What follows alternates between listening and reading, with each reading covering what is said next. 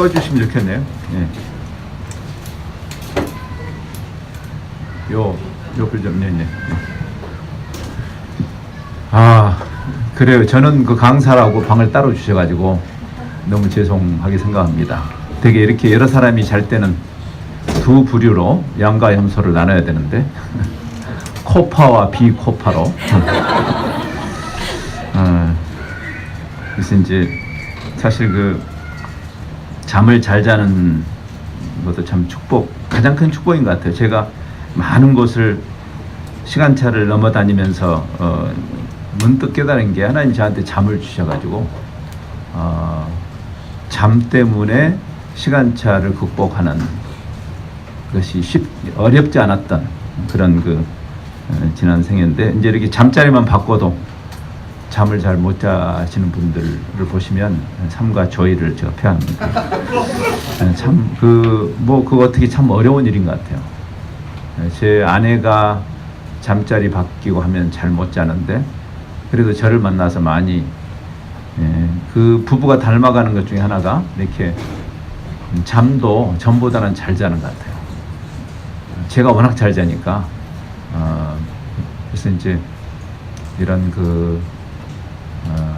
성경에 하나님 사랑하는 자에게 잠을 주시는 그런 축복, 마음을 편안하게 하나님이 해주시면서 잠을 잘 자게 되는 그런 살아있는 동안 뭐 장수할 필요는 없죠. 요즘 뭐 100세 시대라고 해가지고 할 일이 많아서 못 간다고 전해라 뭐 그런 시대인데 길게 사는 게 축복은 아닌 것 같습니다. 사실 우리가 장수라고 번역되어 있는 성경의 히브리어 원문은 문자적으로는 좋은 삶이에요. 좋은 삶.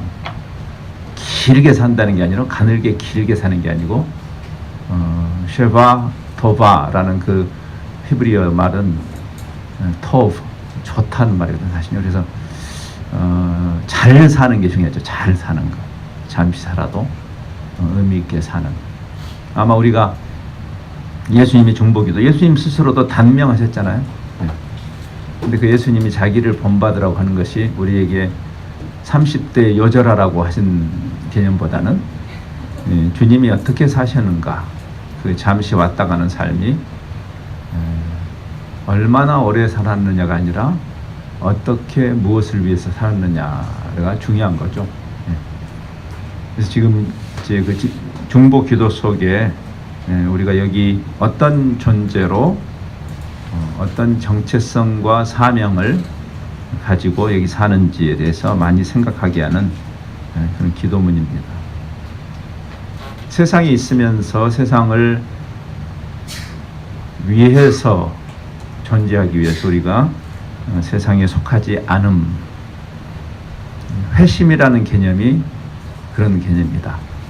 단순히 종교를 갈아타는 것이 아니고 진리로 저들을 거룩하게 하옵소서 할 때 성경이 말하는 그 진리가 주는 다른 가치관에 관한 것이고, 그래서 우리가 종교인이 되지 말고 진리 속으로 들어가는, 세상이 그 진리 때문에 소망이 생기는 그런 얘기를 했어요. 그래서 어제 저녁에 거룩이란 말의 의미가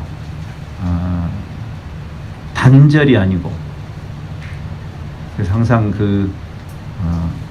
세속 속으로 들어가는 잘못의 정반대편에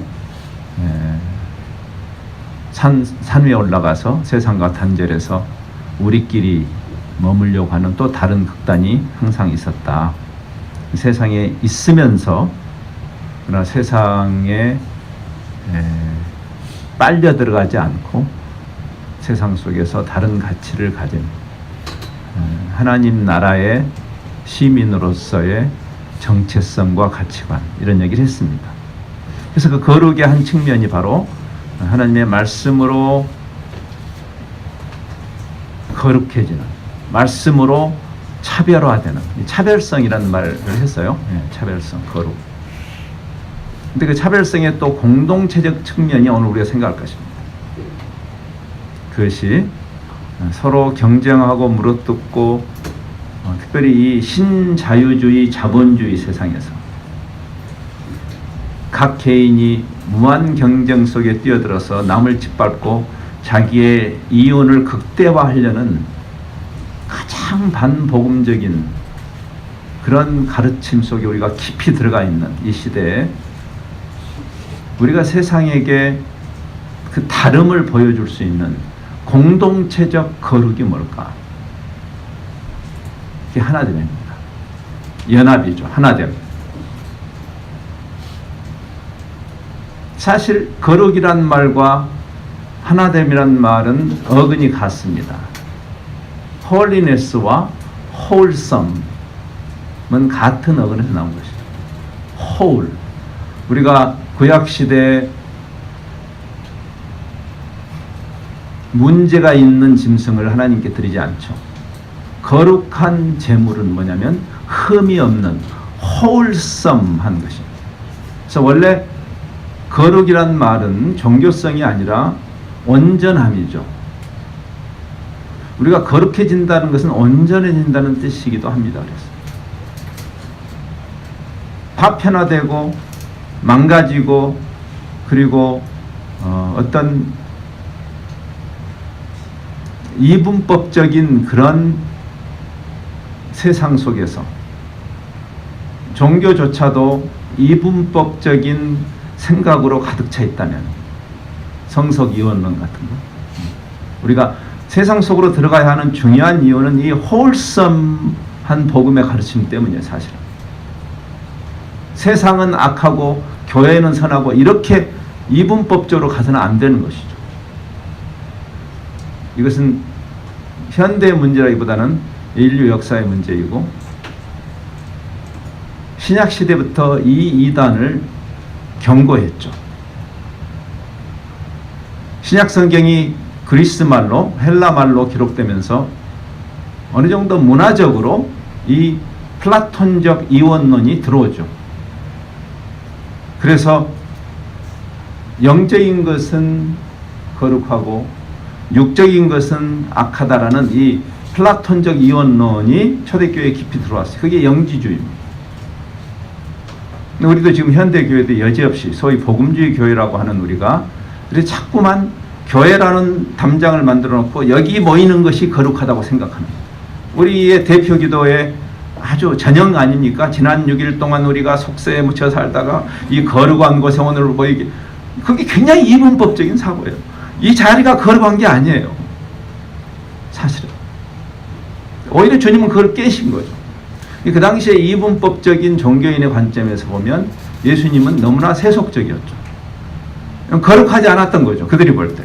이분법적인 관점에서 볼 때 그랬다는 거죠.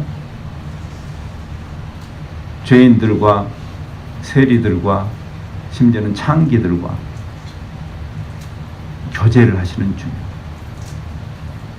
세상 속으로 쑥 들어가셨던 주님. 그러나 그들과 교제하셨지만 죄에 동참하지 않으셨던 주님.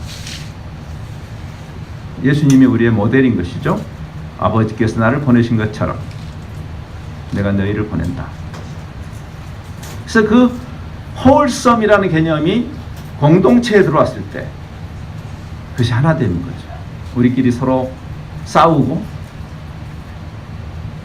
참 이상한 일이죠. 만일 현상적으로 교회가 많이 싸우는데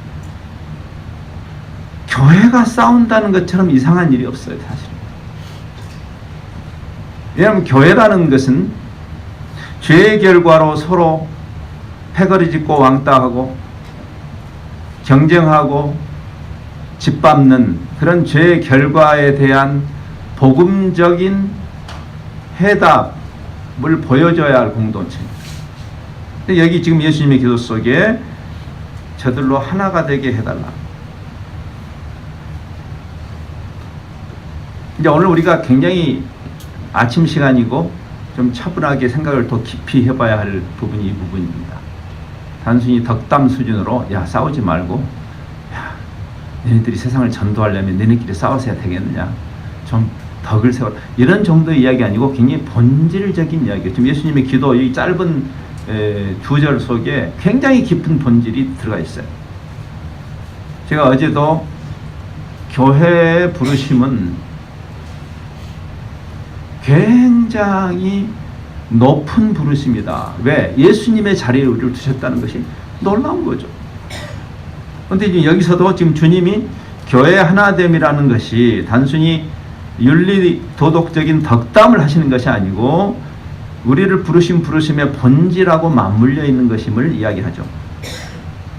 이제 제가 오늘 저녁과 내일 남은 강의에서 조금 더 다루게 되겠지만 그 궁극적으로 하나님의 하시는 일에 우리를 참여시키는 일이다.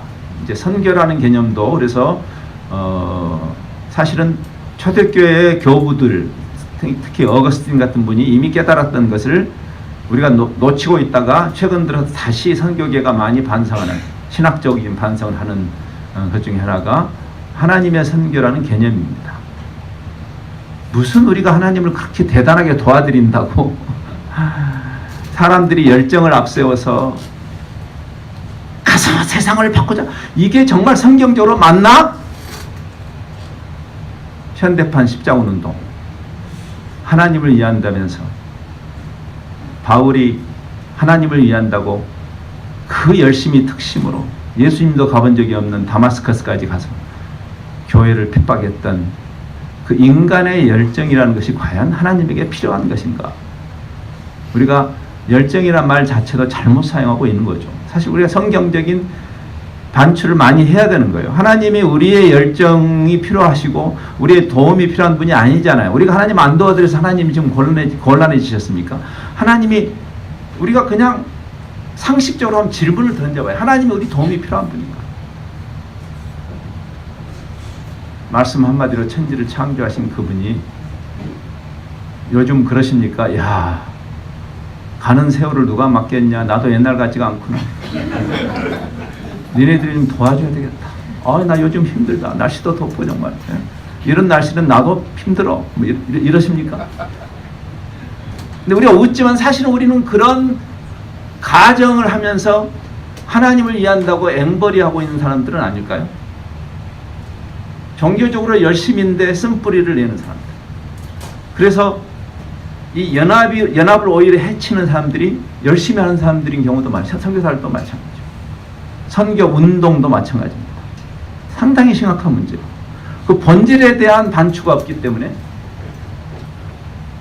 다메섹에서 예수님을 만나기 전에 바울처럼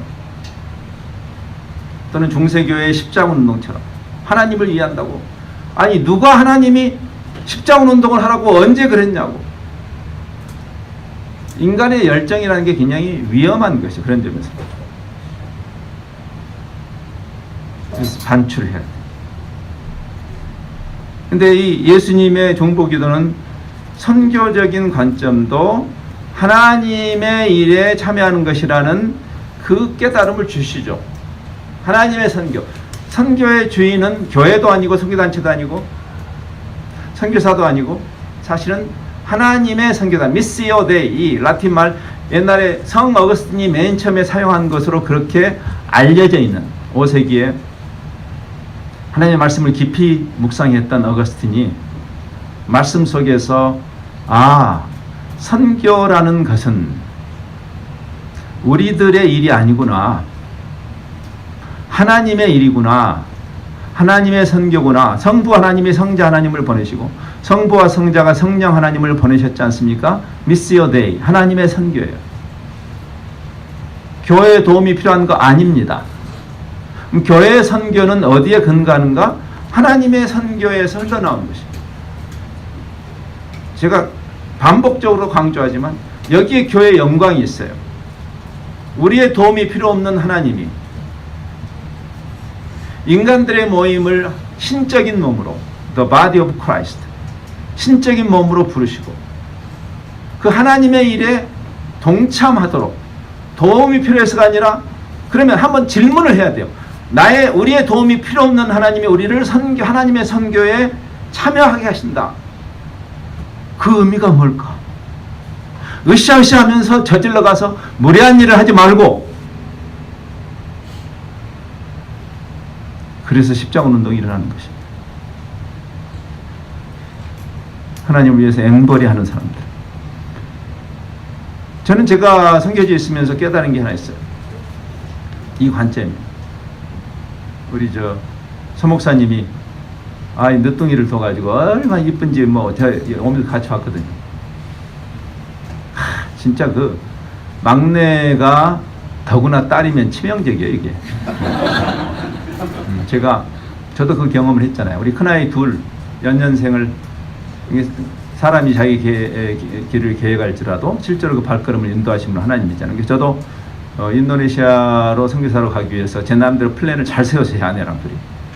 큰애 둘을 연년생으로 낳고, 수술까지 하고, 이제 더 이상, 이제 더 나으면 안 될 것 같은 생각이 들어가지고, 선교지. 근데, 수술을 했는데 막내를 주셔서 하나님. 대책 없이. 조금 기간을 두고. 큰애들은 연년생인데, 둘째하고 막내 사이가 좀 터울이 있죠. 그러니까 걔가 85년생이에요, 막내가. 근데 86년생.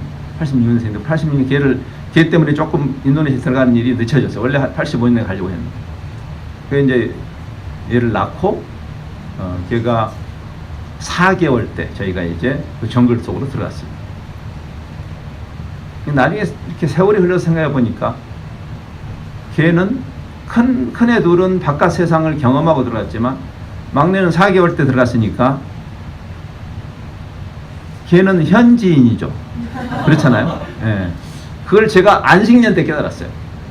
안식년 때 이렇게 나오는데 큰애 둘은 옛날에 경험한 거라 이 막내는 막 신세계가 열리는 거예요. 정글에 살다 나왔습니다. 근데 큰애 둘은 제가 나름대로 굉장히 엄격하게 원칙을 지키면서 사랑할 때는 사랑하고 훈계할 때는 훈계하고 그렇게 해서 제 나름대로는 굉장히 제가 주의 교양과 훈계로 양육을 하려고 노력했다는 생각이 들어요. 큰애 둘은. 근데 막내한테 무너졌죠, 제가. 막내인데다 딸이니까 치명적이죠. 그래서 어떻게 할 수가 없어, 막내한테. 근데 제가 이제 그 정글에서 일을 할 때 하루 일과를 마치고 오면 제가 산을 좋아해가지고 그래서 오늘도 혹시 점심 먹고 너무 덥지 않으면 한번 이 산을 올라갈 생각을 하고 있는데 모르겠어요, 어떻게 됐지. 근데 저희가 그 미전도 종족 중에 이제 성경이 없는 종족의 언어를 배우고 분석해서 성경을 번역하는 그런 일이니까 긴 시간이 걸리는 그런 일이죠. 근데 저희가 이제 많은 종족이 있는데 거기에 산족을 택한 것도 저희가 산을 좋아해가지고 산족을 택했어요. 근데 이제 산족을 택하고 보니 제가 이제 매일같이 하는 일이 이분들하고 만나고 이 대화하면서 그 사람들의 그 정신세계 속으로 깊이 들어가야 번역이 가능해요. 특별히 그 추상적인 개념들을 찾아내야 됩니다. 쉬운 일이 아니죠. 처음 수년 동안은 무슨 사역이 아니라 배움이죠, 배움. 근데 산족이니까 제가 베이스를 둔 그 마을에서 가장 가까운 이웃 마을만 갔다 오려고 해도 하루 등산길에 며칠씩 걸려야 되는 지역도 있고. 저는 산을 좋아하니까 즐겼지만 그 땀을 뻘뻘 흘리고 다녀오면 파김치가 되죠. 저녁에 집에 들어오면. 그럼 우리 막내가 쪼르르 와서 막내 짓을 합니다. 여우짓을 하는 거죠, 쉽게 말하면. 그때 걔가 3살, 4살. 아파! 주물러 드릴까요? 여러분 그런 경험을 하잖아요, 그렇죠? 네. 그러면 이제 제가 한번 물어볼게요. 그 3살, 4살짜리가 쪼르르 와가지고 제 어깨를 주물러 주면 뭉친 근육이 풀린다, 안 풀린다?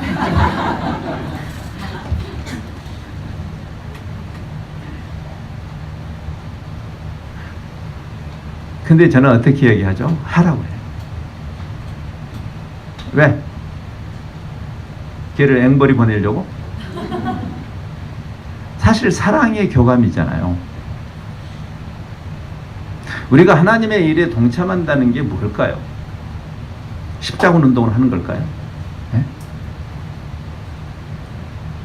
이 이슬람 놈들을 좀 때려 부숴야지 이놈 임자식들이 말이야. 그게 교회가 해야 할 짓인가요? 지금 다른 종교하고 땅 따먹게 하는 거예요, 우리가. 개종시키는 일이에요. 기독교는 개종에 관한 종교가 아니에요. 회심에 관한 종교. 창조자를 만나는 일이에요. 타 종교하고 경쟁을 하고 기독교 깃대를 어디다 더 많이 꼽느냐, 그런 치사찬란한 종교가 아니라고요. 우리가 그걸 만들고 있죠. 좀 말씀 속으로 들어가야 돼요. 하나님의 의도가 무엇인지. 종교 전쟁을 하고 자빠졌지 말고 선교의 이름 무례하게 몰려가가지고 법당에 가서 똥 누고 오고 말이지. 에? 남의 종교에 쫓아가서 형상을 찍어버리고 그런 짓을 어디서 하라고 그랬어요? 예수님 당시가 가장 우상이 많았던 시대가 예수님 당시였어요. 단 하나의 우상도 찍은 적이 없어요. 예수님. 그런 적 있습니까? 예수님? 그 당시 히랍 신화집을 읽어보세요. 가장 잡신 다실론 시대예요. 근데 거기 몰려가지고 땅 밟고 그들을 뭐 그렇게 안 했어요. 의미가 없어요. 하나님을 만나지 않은 사람이 우상이 있고 없고가 무슨 의미가 있냐고. 그게 우리 안에 있는 우상은 찍어야죠. 하나님을 믿는다는 우리 안에 있는 우상은 찍어야죠. 말씀에 대한 성찰이 부족한 종교꾼들이 오히려 하나님의 나라를 위한다고 하는데 하나님의 나라를 거스르기 때문에 열정이 중요한 것이 아니고 진리가 중요한 거예요. 여기 지금 예수님이 단 한마디라도 열정을 얘기했습니까? 저들을 진리로 거룩하게 하옵소서. 제가 우리 막내가 저를 주무르고 그 고사리 손으로 때린다고 해서 제가 이게 풀리지 않는데 도움이 안 되죠. 솔직히 도움이 안 되는데 도움이 돼. 어떤 면에서 사랑의 교감 때문에 하나님이 우리를 사랑의 교감으로 부르시는 거죠. 사실 그렇죠. 이걸 이해하는 게 우리의 연합하고 연관이 있어요. 왜냐하면 지금 삼위 하나님의 완벽한 코이노니아에 우리를 초청하시는 거예요. 교회론의 본질이에요. 그게 성부, 성자, 성령의 그 삼위 하나님의 완벽한 교제 속으로 지금 여기 그 기도를 하고 있잖아. 그래서 아버지께서 나를 어떻게 보내시는지 한번 생각해봐라. 예수님을 십자군으로 보내셨나요? 그럼 실패했죠. 그러면 십자가에 죽으셨으니까. 십자가가 세상은 다 실패라고 생각하죠. 통일교의 문선명이도 그렇게 생각하죠. 그래서 예수가 십자가에서 실패했기 때문에 이 문선명이가 성공하겠다고. 정말 성경의 시옷자도 모르는 사람의 이야기죠. 그래서 종교인이 되지 말고 더구나 광신자는 제발 되지 말고 말씀 속으로 들어가야 하는 것이죠. 근데 성부 하나님이 성자 하나님을 어떻게 보내셨는가 한번 생각해 보아라. 이와 같이 나도 너희를 보낸다. 그러니까 우리가 벤치마킹 해야 할, 그러면 예수님은 어떻게 오셨고 어떻게 사셨고 어떻게 일하셨나를 이해해야 되는 거 아니에요? 성부가 성자를 보내셨듯이 그 성부와 성자께서 성령을 보내시면서 우리를 함께 보내시는데 우리가 어떠해야 할 것인가? 성부 하나님과 성자 하나님의 완전한 코이노니아, 사랑의 교감, 마르다가 되지 말고 마리아가 되라고 하신 주님의 그 조언을 이해해야 해요. 사랑하자고. 우리가 지역교회에서도 열심히 하는 분들이 쓴뿌리가 생기는 것은 참 가슴 아픈 일이에요. 왜? 우리 막내가 저를 주무르면서 자기도 기뻐. 사랑하니까. 막내가 아빠를 사랑하고 나도 막내를 사랑하니까. 제가 걔를 부려먹고 있다면 저는 나쁜 아빠죠. 그렇죠? 네. 근데 걔가 어느 날 또 힘서 보니까 입이 이만큼 나고 내가 이 나이에 이 짓을 하고 있고 당장에 그만두라고 이제 제가. 여러분이 지역교회를 사랑하고 섬기는 것은 귀한 일이지만 앵벌이는 하지 마십시오.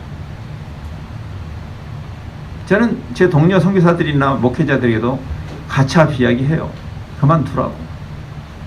당신 도움 필요 없다고. 아니, 하나님은 무슨 도움이 필요하신 분이냐. 예? 참으로 이상한. 그래서 결과는 하나님의 의도와 정반대가 되죠. 왜?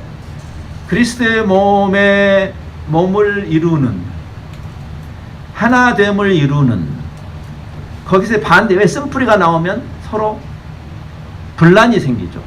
그래서 우리가 열심히 할수록, 십자군 운동을 열심히 벌릴수록 하나님의 나라는 붕괴되는 거예요.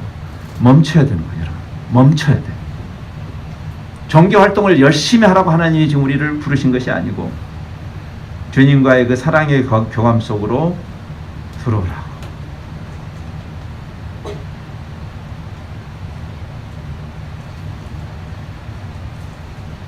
선교적 교회론이라는 말이 여기서 나오는 거예요. 아버지께서 나를 세상에 보내신 것처럼 내가 저들을 세상에 보냈습니다. 여러분들을 이미 보냈어요. 이게 사실은 저도 관행적 선교의 산물인데, 저도 여러분 교회도 그동안 많이 보내셨잖아요. 옛날에 여러분이 선교단체로 존재할 때. 저도 그 패러다임의 산물이에요. 저도 70년대 선교운동이 일어날 때 그때 헌신하고 81년에 제가 한국을 떠났어요. 작년 말에 한국으로 다시 돌아올 때까지 긴 세월 되돌아볼 때 참 하나님의 은혜가 감사하고, 나 같은 녀석을 충성되이 여겨서 그 하나님의 일에 꼽살이 끼게 하신 일이 영광스러워요. 그러나 동시에 흑역사들이 많이 생각나죠. 지울 수만 있다면 지우고 싶어요. 하나님의 말씀에 대한 깊은 통찰이 없이 내가 하나님을 돕는다고 까불고 돌아다녔던 그 흑역사를 지워버리고 싶은. 요즘 인터넷 시대라 지우기도 힘들어. 그래서 그분 안에 연합이라는 개념이, 근원은 주님과의 연합이죠. 사실 신앙이라는 것은 어떤 신념이 아니고 주님 안으로 연합되는, 포도나무의 비유처럼 in Christ라는 말이 굉장히 독특한 용법입니다. en Christo라는 이 in이라는 이 전치사를 붙이는 거. 이런 보통 우리가 문법적으로 믿는다라는 말은 타동사이기 때문에 바로 목적어가 오는 게 맞아요. believe Christ, 이게 문법적으로 맞습니다. 헬라어도 마찬가지. 피스티우에인이라는 그 타동사는 바로 목적어를 받아야 되는데, 믿는다라는 개념을 이야기할 때는 참으로 독특한 용법이에요. 엔토 크리스토, 그리스도 안에, 그리스도에게 연합되는 거죠. 어떤 신념의 사람이 되는 게 아니고 확신을 가진 사람이 아니라, 우리 자꾸만 믿음을 강조하면 강조할수록 인본주의적 신념으로 가게 되는 것이 잘못이에요. 사실은 믿음은 굉장히 수동적인 것입니다. 원래. 사실 패션이란 말도, 열정이란 말도 원래는 수동성이에요. 패션이란 말 자체가 수동태란 뜻이에요. 파시오라는 그 라틴어에서 나온 말, 파시오, 패시브. 우리 믿음은 능동적이지 않아요. 사실은 하나님의 은혜로 믿음 안에 들어가는 거예요. 안 믿어지는 걸 어떻게 믿냐고. 누가 도와줄 수가 없어. 그건 하나님의 은혜가 필요해요. 그래서 은혜를 구해야 돼요. 근데 패션이란 말이 인간의 열정으로 잘못 이해되고 있죠. 그렇죠? 그것은 좀 이상한 거예요. 우리의 그 성찰이 부족한 것을 보여주는 거죠. 그 하나님의 은혜가 우리에게 임하는 거죠. 그리고 그 속으로 들어가는 거죠. 안주죠, 안주. 주님께 붙은 엔 크리스토란 말이에요. in Christ. 우스갯소리가 있잖아요. 뛰는 놈 위에 나는 놈, 나는 놈 위에 붙은 놈. 이게 우리가 뛰고 날라고 하신 것이 아니라 예수님께 붙으라고 하신 거예요. 그렇게 어려운 이야기가 사실은 아니야. 알고 보면. 근데 우리는 자꾸만 뛰고 나는 사람들을 앞에 내세우면서 그렇게 하라고 그러죠. 사람을 번아웃을 시키는 것이 교회가 되기 쉬워요. 그래서 번아웃 시키는 선교단체들 많습니다. 분별력을 가져야 돼요.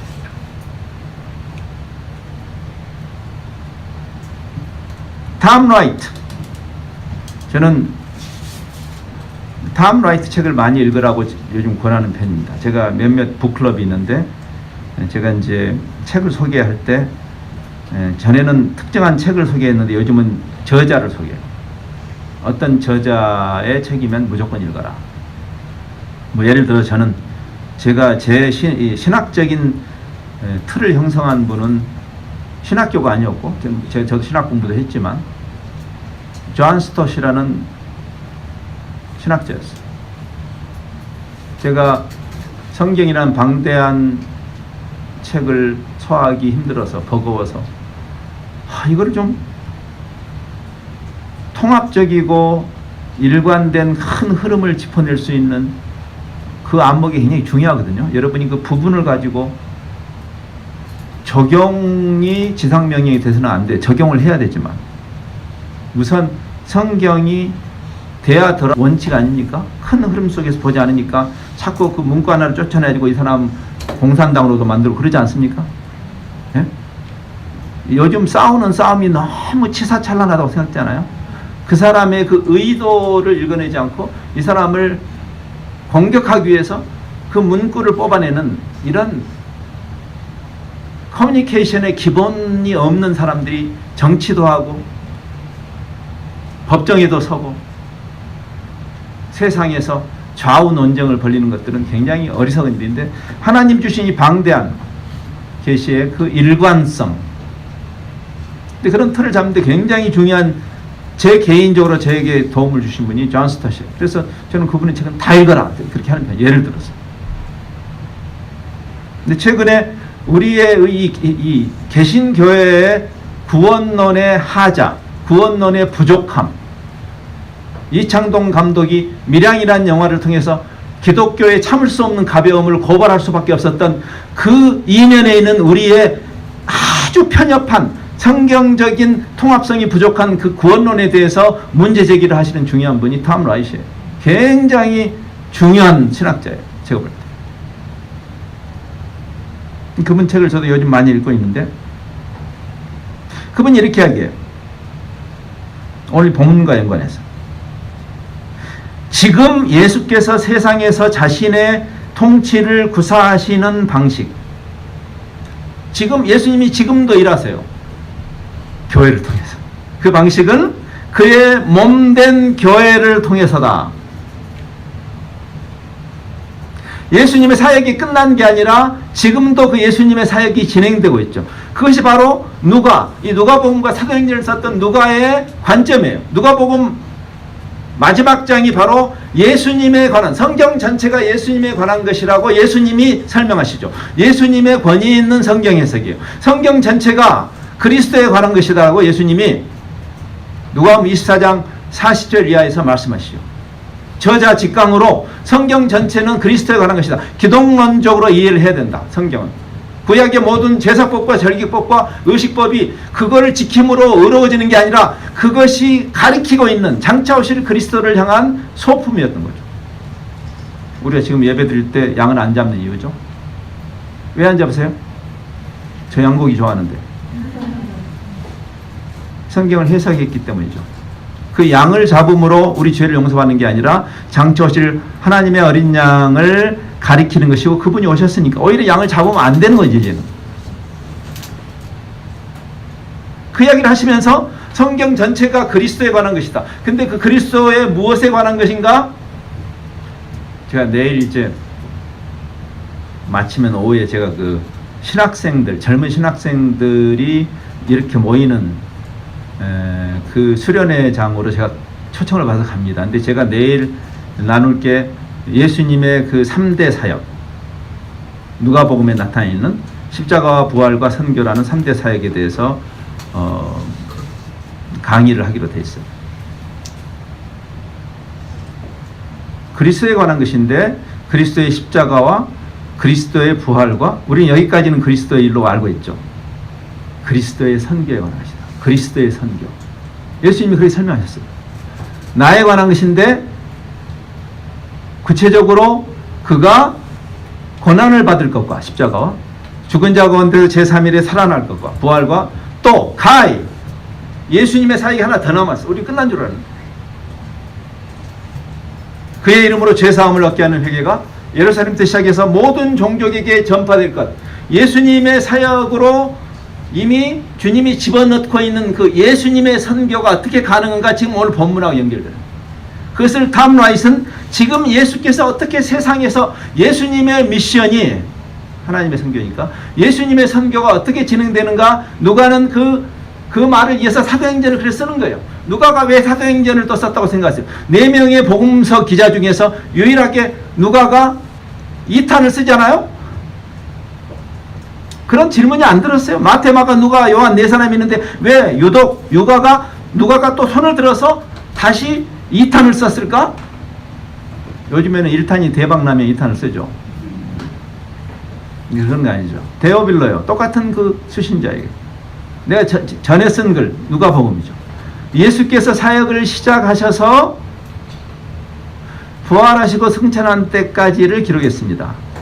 그러면서 그 예수님이 사역을 시작하신 것이 진행 중인 것을 이야기해요. 사도행전 1장에서. 근데 아십니까? 그 예수님의 마지막 꼭지, 십자가와 부활, 그리고 가이, 그의 이름으로 죄사함을 받게 하는 회개가 예루살렘 시작해서 모든 종족에게 전파될 것이 기록된 구약 성경에 그때가 왔습니다. 성령이 강림하시고 그리고 예수님의 그 마지막 꼭지. 오늘 우리가 내일 마지막 메시지에서 우리가 생각할 부분입니다. 사명. 근데 이 다음 라이트는 그 일을 예수님이 가셨는데 어떻게 하신가? 예수님이 중보기도 나왔잖아요. 예수님 자리에 우리를 두시고 예수님의 그 역할에 즉 선교적 마지막 꼭지에 우리를 동참시키시는 그리스도가 그리스도의 몸을 통해서 그리스도가 여전히 일하시는 그래서 누가는 사도행전에서 중간중간에 분명히 주님이 이제는 승천하셨는데 분명히 그 일을 사도들이 있고 교회가 했는데 이렇게 쓰고 있어요. 예수님을 주어로서 주께서 여러분 큐리어스라는 말은 예수님입니다. 삼위 하나님 중에 그 당시 주 예수를 전파했다. 주 예수 큐리어스 주께서 믿는 자의 수를 날마다 더하게 하셨다. 예수님이 제자를 통해서 하시는 그래서 다음 라이트는 그 이야기를 하는 거예요. 그분의 몸인 교회를 통해서 지금 예수님이 지금 일하신다. 우리 인간이 주되신 예수 큐리어스 주되신 예수의 대행자가 되려면 우리의 열정을 앞세워서 십자군 운동을 벌이고 가자 그렇게 하지 말라는 거예요. 왜? 하나님이 예수님을 어떻게 보내셨냐? 예수님이 그렇게 투쟁적으로 싸우셨냐? 예수님처럼 보낸다고 하지 않았냐? 그래서 우리의 행동 양식도 연약하고 온유하면서도 그 온유한 강력한 힘. 여러분 이 말 이야기를 아세요? 나는 온유하고 겸손한이라는 말이 의미해요. 온유란 말, 그 영어로 meekness라고 했어요. meekness는 weakness가 아니에요. 사실은 이런 거예요. 자기 스스로 자기 힘을 다 쓰지 않음이에요. 어제 이제 우리 음악 하시는 제가 몇 번 이야기해요. 저는 음악을 저는 좋아해요. 근데 제가 음악을 잘 하지는 못해요. 그래서 음악 하는 분들이 늘 저는 부러워요.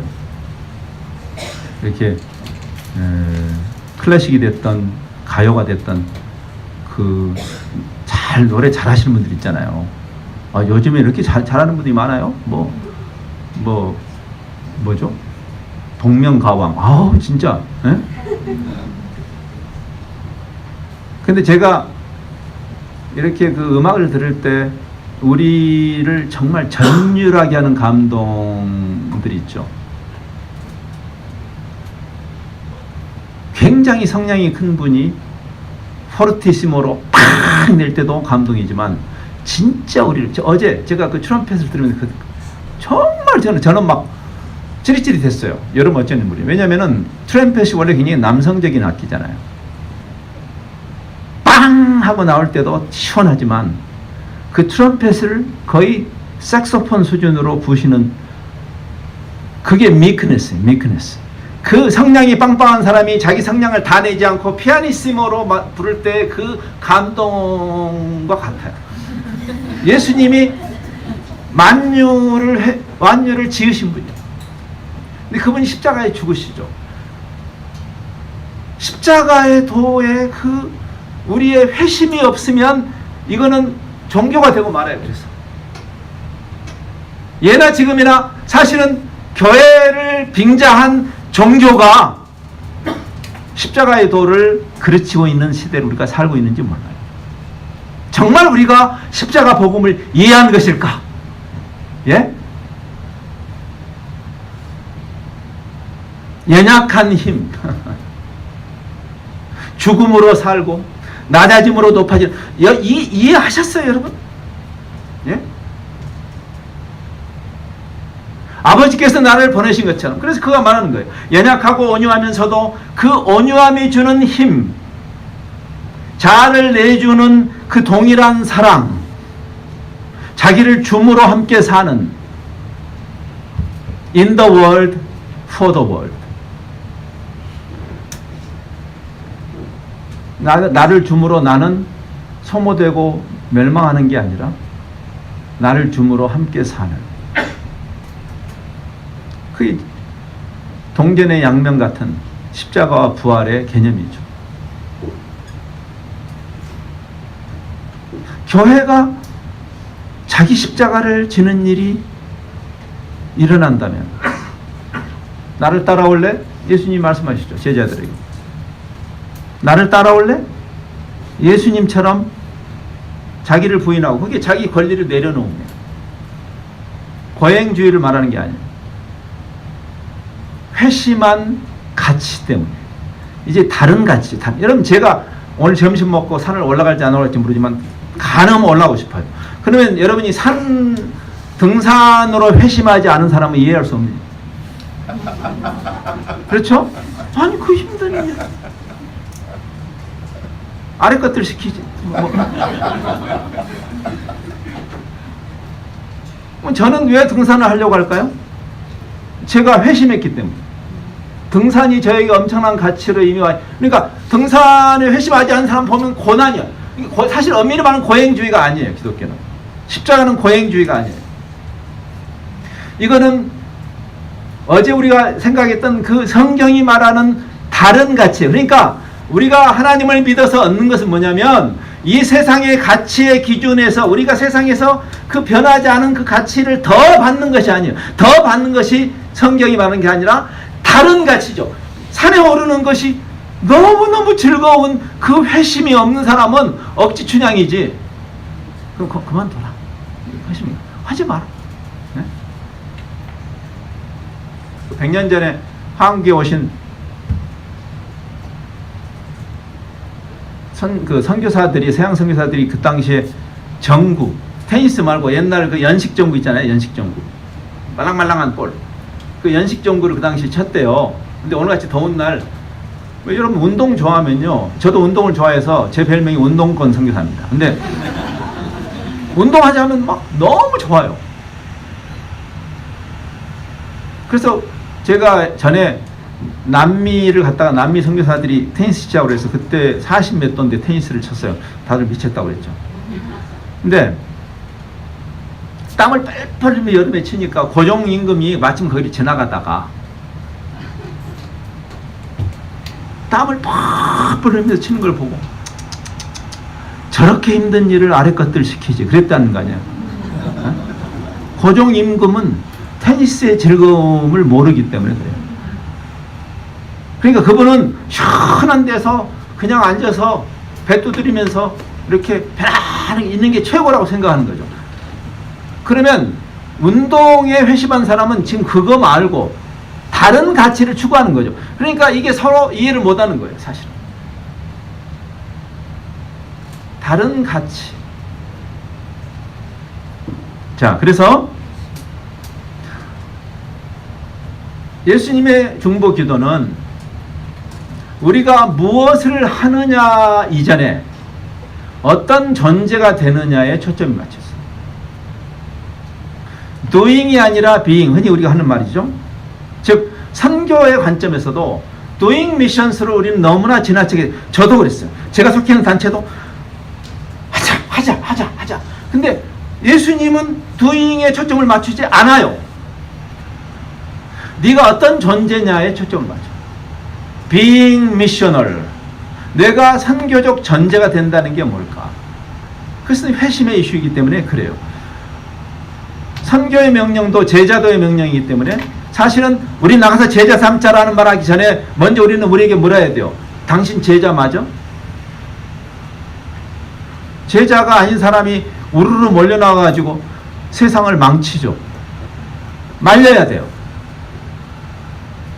지금 선교 현장에 있는 많은 토착교회 지도자들의 아우성이 뭔지 아세요? 제발 제자 좀 보내라고. 왜냐하면 선교는 제자를 삼으라는 명령인데 제자가 아닌 사람들이 열받아서 나가면 무슨 일이 날까요? 사람이 사람을 낳는 것이고 원숭이가 원숭이를 낳는 것입니다. 여러분이 진화론을 믿는 것이 아니라면 많은 사람을 내보내는 것을 선교라고 생각하면 안 돼요. 제자를 보내야 됩니다. 제자. 그래서 이제 우리 본문하고 연관된 쪽으로 이제 넘어가야 되겠네요. 자, 그래서 기본적으로 그 그리스도의 하나님의 은혜 속으로 들어간 백성이 은혜의 이타성에 근거해서 하나님이 대단히 이타적인 일을 하시잖아요. 그리스도를 보내심으로. 하나님이 뭐가 아쉬워서, 하나님은 자충족하신 분이죠. 하나님이 뭐가 아쉬워서, 심지어는 우리를 창조하실 필요도 없는 하나님이요. 만세 전에 삼위 하나님의 완벽한 코이노니아가 있었어요. 성경에 가면. 삼위 하나님의 이 공동체가 이미 있었죠. 하나님은 공동체시죠. 우리가 삼위일체론을 이해할 때 그것을 무슨 너무 형이상학적으로 이해하려고 하기보다는 오히려 관계적으로 이해를 해야 돼요. 삼위 하나님의 완벽한 공동체. 사실 하나님은 세상을 창조해야만 하는, 무슨 독거노인들이 뭔가 고양이라도 한 마리 있어야 적정한 것을 푸는 것처럼 하나님이 우리를 만들어야 될 이유는 없었어요. 사실. 근데 하나님이 그 하나님의 완벽한 공동체의 확장을 향해서 인간을 만드신 거죠. 하나님의 형상으로. 모든 피조물 중에 참으로 빼어난 하나님의 특별한 창조물이죠. 하나님의 형상으로. 그리고 함께 사랑하시기를 원하십니다. 하나님의 사랑의 확장인 것이죠. 죄로 인해서 그 코이노니가 끊어진 사람들을 향한 하나님의 그 이타적 자기 희생. 이게 그리스도죠. 우리에게도 그렇게 살라고 하시는 거죠. 우리가 그리스도의 몸이니까. 그래서 사실 은혜는 특혜가 아닌 거예요. 그래서 역사적으로 교회가 항상 은혜를 특혜로 오해하죠. 빗나간 헤브라이즘을 생각해 보세요.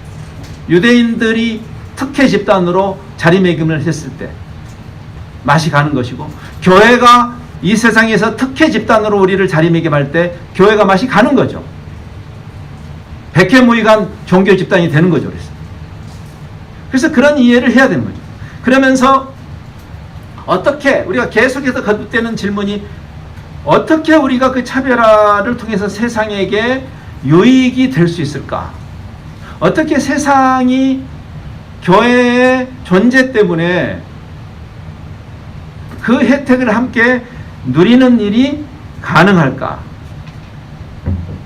그래서 예수님은 이 중보기도 속에 크게 두 가지를 이야기하셨던 거죠. 어제 저녁에 생각했던 하나는 진리와 거룩이죠. 이게 하나예요. 한 뭉뚱이. 진리로 거룩해지는.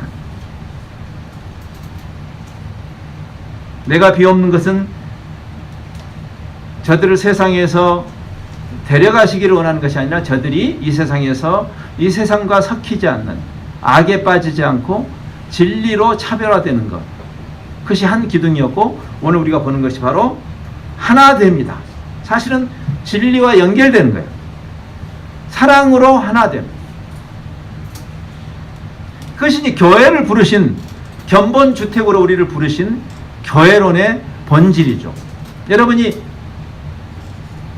어떤 아파트를 사려고 하면 먼저 견본주택을 보듯이, 견본주택을, 아파트는 상당히 좋은데 실제로는 견본주택은 너무 깨져지하게 만들어 놓으면 안 사잖아요. 여러분이 영화를 볼 때 이 스포일러를 먼저 보잖아요. 스포일러를 보고, 근데 영화는 진짜 잘 만드는데 스포일러가 엉망이면 안 보죠. 안 가죠.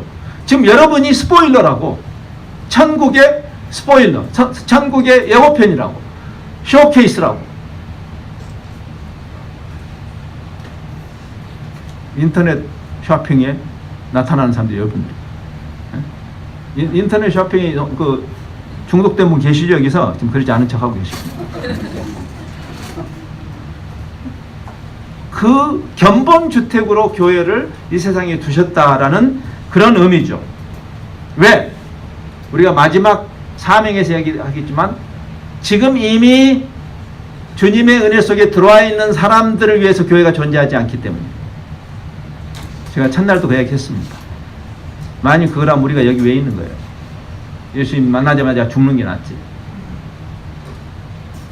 그게 아니고, 그래서 마지막 메시지의 그 본문인 20절에 내가 비옵는 것은 이 사람들만 위함이 아니요. 지금 이미 교회라는 하나님의 은혜 속에 들어와 있는 이 사람들만 위함이 아니라 저희들의 말을 인해서, 저희들의 전하는 그 메시지를 인해서 나를 함께 믿게 되는, 아직 지금 은혜에 동참하지 않고 있지만 그러나 하나님의 그 섭리 가운데 다시 기필코 그 은혜 속에 들어와야 하는 그들을 위해서 지금 기도하는 그 자리에 우리를 두신 것이니까.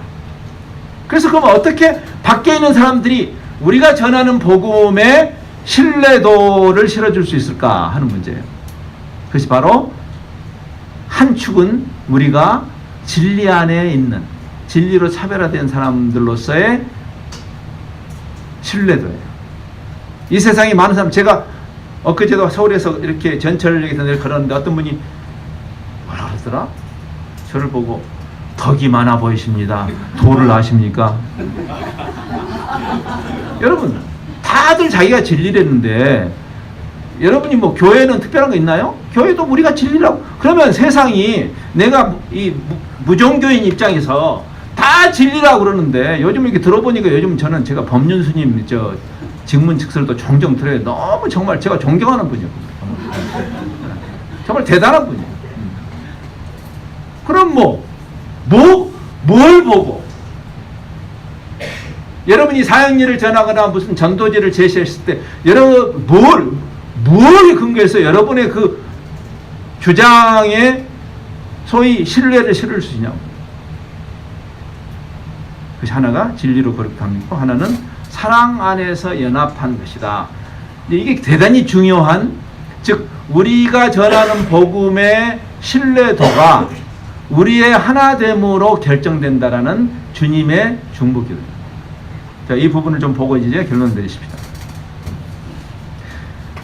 증거라는 행위가 중요하지 않은 건 아니지만 성경이 증인의 자질에 초점을 맞추는 중요한 이유예요. 사실 성경의 시각은 증인됨에 있어요. 즉 우리 존재에 있어요. 성경은 단어 자체가 그래요. 단어가 그 witness라는 단어가, 영어의 witness란 이게 문맥에 따라서 동사로 쓰이면 증거 행위가 되는 거고 명사로 쓰이면 증인이 되는 것인데, 성경은 일관되게 증거 행위를 말하지 않고 증인을 말해요. 증인. 너희가 이래 증인이라. 제가 아까 얘기했죠. 너희가 제자인가? 제자가 아닌데 어느 날 열받아서 선교사로 나가는 건 나 반대예요. 나가지 마세요. 제자도 아니면서 뭘 나가? 성경은 일관되게 교회는 계속해서 전도 행위, 선교 행위에 초점을 잘못 맞췄지만 그러나 성경은 일관되게 마르투레스, 증인됨에서 디사이플이 된 이 제자됨에 대해서 이야기합니다. 예수님이 3년 동안 지금 할 일이 많고 바쁜데 열심히 빨리빨리 보내지 왜 예수님이 3년 동안 붙잡고 그 3년 동안 붙잡아가지고 그 허접한 친구들이 얼마나 좋아졌나요? 네? 답답하게 느껴질 정도로 예수님은 그 사람들의 증인됨, 제자됨에 승부수를 거신다는 거예요. 우리도 그렇게 해야 되지 않겠어요? 증인의 자질인 거죠. 산상수훈을 생각해 보세요. 벅창 터지지 않아요? 산상수훈 읽으면 지금 빨리 나가서 할 일이 많은데 무슨 산상수훈이나 듣고 자빠졌냐고. 근데 예수님은 그 이야기를 하십니다. 왜? 그 존재에서 그 행위가 나올 것이기 때문에. 초점을 행위에다 맞추면 안 되는 거예요. 존재에다 맞춰야 돼요.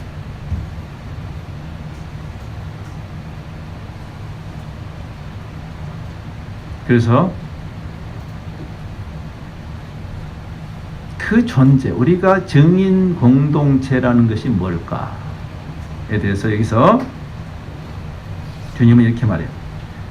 사랑으로 하나 되어.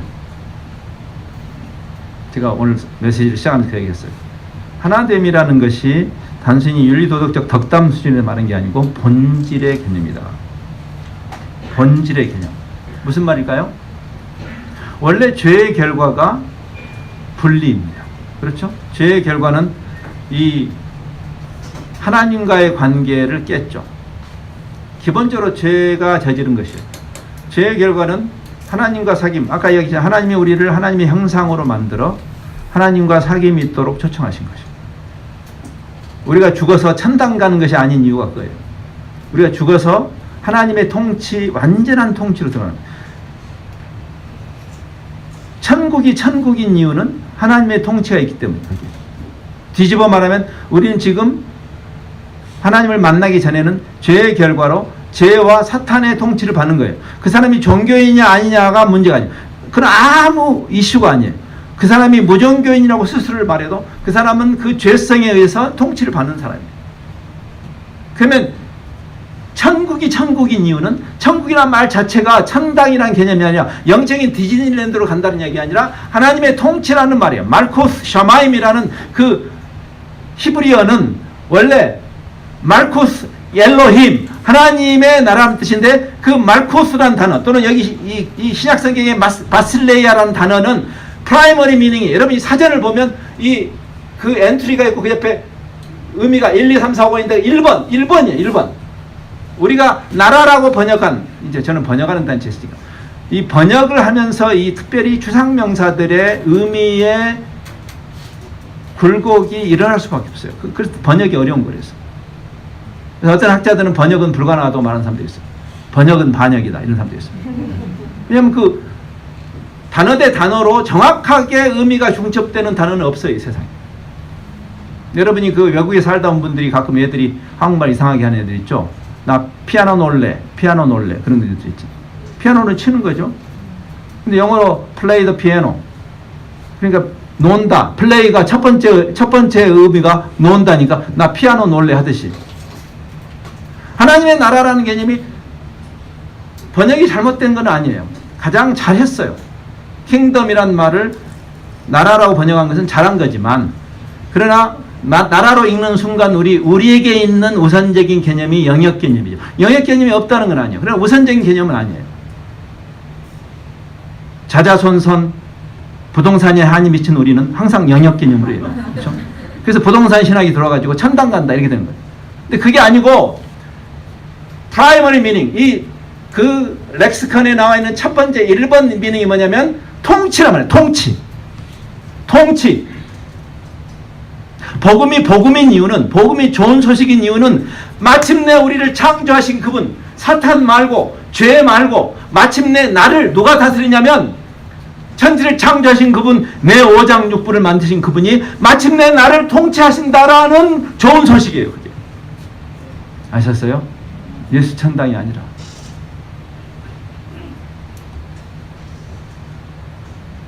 그 하나님이 나를 통치하신다. 근데 그분이 놀랍게도 저는 그렇게 생각해요. 하나님이 우리를 학대하는 신이라도, 만일 하나님 우리를 학대하신다고 생각했어요.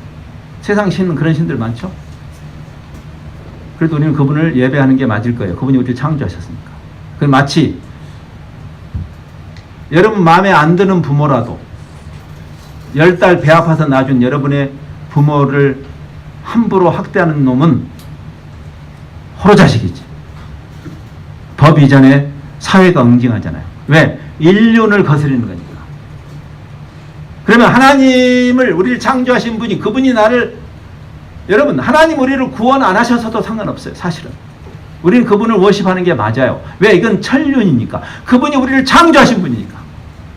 근데 진짜 복음의 놀라움은 뭐예요? 그분이 우리를 사랑하셨다는 것이고 그분이 자기를 던지셨다는 거예요. 세상에 이런 복음이, 이런 종교가 어디 있냐고. 그래서 그 사랑의 관계 속으로 우리를 초청하시는 거예요. 제가 아까 이야기했잖아요. 우리의 도움이 필요 없는 분인데 우리를 하나님의 일에 꼽사리 끼게 하시는 것은 우리를 앵벌이 보내려고 아니라 사랑의 교감, 우리 인간의, 우리도 경험하잖아요. 여러분이 중추절에 송편 빚는데 5살 먹은 애가 가지고 나도 빚지려 할 때 그 대량 난감한 상황, 예? 하게 하잖아요. 왜? 걔를 이제, 야, 나 허리 아픈 네가 해야지 앞으로. 그게 아니잖아요. 그럼 그 이해를 해야 되고, 그래서 사실 성경 전체를, 그래서 예수님이 사랑으로 푸시는 이유예요. 예수님이 사랑으로 푸셨죠. 심지어는 믿음으로 풀지도 않았어요. 우리가 믿음이 중요하지만 믿음을 잘못 강조하는 시대에 살고 있습니다. 사실 믿음은 신념도 아니고 믿음은 사실 신뢰죠. 그분에게 기대는 건데, 기댄다는 것은 사랑의 언어예요. 사실은. 그래서 믿음이 사랑에서 나오는 거예요. 바울이 그 이야기하죠. 믿음에서 사랑이 나오는 거다. 아니, 사랑에서 믿음이 나오는 거다. 믿음, 소망, 사랑 다 중요한데, 근데 진짜 중요한 것은 사랑이라고 하는 이유가 뭐냐면 예수님이 먼저 성경을 사랑으로 정의하셨기 때문이고, 하나님이 사랑, 이웃 사랑으로. 그리고 우리가 말하는 그 믿음이라는 것이 사랑에서 나온, 신뢰는 사랑에서 나오는 거죠. 여러분이 부부간에 의심이 생기면 왜 생겨요? 왜 부부간에 의처증, 의부증이 생겨요? 사랑이 식으면 의심하는 거예요. 왜? 사랑은 모든 것을 믿으니까. 믿음은 사랑에서 나오는 거죠. 소망도, 사랑은 모든 것을 바란다 그래요. 소망 다 중요해. 믿음 중요하고 소망도 중요한데 그 근원이 사랑에 있음을 이야기하는 거죠. 사랑에서 나오는 것이죠. 하나님이 지금 우리를 사랑하셨고 God is love. 대단한 이야기예요. 요한이요, God is love 라고 말하는 것은 엄청난 철학적인 선언이에요. 하나님은 사랑이 많으시다. 하나님의 빼어난 속성이 사랑이다. 이렇게 말하는 것은 큰 문제가 없어요. 근데 하나님은 사랑 자체시다라고 말하는 것은 엄청난 선언이죠. 근데 그분이 세상을 사랑하셔서 사랑하자고 하신 것이다. 그 사랑의 공식으로 성경을 이해해야 됩니다. 예수님이 하나님 사랑, 이웃 사랑. 그것이 하나님의 사랑에서 나온, 그 하나님의 사랑에 동참하는 공동체의 특성이 어떠해야겠는가? 교회를 단순한 오르가니제이션으로 이해하지 말아야 할 이유예요. 단순한 제도교회를 우리가 신앙 고백을 할 때 교회론이 그냥 제도교회, 우리가 이 세상에서 살기 때문에, 진공 속에서 사는 게 아니고 이 세상에 살기 때문에 어떤 제도의 형태를 띌 수밖에 없지만, 어떤 교단에 가입하거나 어떤 여러분의 그 한마음교회라는 그 교회가 갖는 특성을 안 가질 수는 없지만, 그러나 여러분이 정말 고백하는 교회는 그리스도의 몸이라는 교회예요. 근데 그 그리스도의 몸이 맞다면, 즉 한마음교회라는 이 현상 속에 있는 이 제도교회가 대구의 한 모퉁이에서 현실 속에서 존재하는 교회가 본질적으로 그리스도의 몸의 연장선상에 있는 것이 맞다면, 이 교회의 진정한 특성이 무엇이어야 할까? 지금 예수님이 그 기도를 하는 거예요. 그래서 여기서 영광이라는 말이 여기서 나오는 것입니다. 여러분, 오늘 본문 말이 좀 이상하지 않아요? 여러분 이해하셨어요? 오늘 본문 말씀 보면 이렇게 되어 있어요. 21절. 내게 주신 영광을 내가 그들에게, 교회에게, 하나님이 그리스도에 주신 영광을 교회가, 예수님이 또 교회에게 그 영광을 주셨다. 근데 그 말을 이렇게 해서, 이는, 그 말이 무슨 말이냐면, 우리가 하나님과 삼위 하나님이 하나가 된 것 같이 그들도 하나가 되는 것을 영광이라고 얘기해요. 그리고 하나가 되게 하려 합니다. 여러분, 영광이란 말이 무엇이냐? 이제 이 추상 명사가 어렵습니다, 항상. 그래서 성경을 이해하려고 할 때 그냥 저는 여러분이 원어를 공부해야 된다고 생각지는 않지만 최소한 원래 아까 그 바실레이아가 그랬듯이 통치의 개념인데 우리는 자꾸만 부동산 개념으로 갖고 가니까 천당이 나오는 거고, 그렇죠? 너희가 성전이다 라고 하셨는데도 우리는 거기 부동산을 집어넣어 가지고 이 장소가 뭐 이 자리는 안수받은 사람만 올라올 수 있죠, 예를 들어서. 그런 이상한 손봉호 박사님이 어떤 지역교회를 갔는데, 지방에 있는 교회를 갔는데, 여기 뭐 강단에는 안수받은 사람 아니면 못 올라온다고. 근데 이미 손 박사님 여기 올라와 계신데 그 목사가 그러더래요. 이분은 손봉호 교수님이 목사인 줄 아는 거예요. 그래가지고 손봉호 목사님 이제 말씀하기 전에 여기 서가지고 그 사람이 쓸데없는 얘기 한 거예요. 아이, 지난번에 뭐 안수도 안 받은 사람이 여기 올라왔다고. 여기가 어떤 자리인데 이러면서 그 무당들이 하는 얘기잖아요. 예.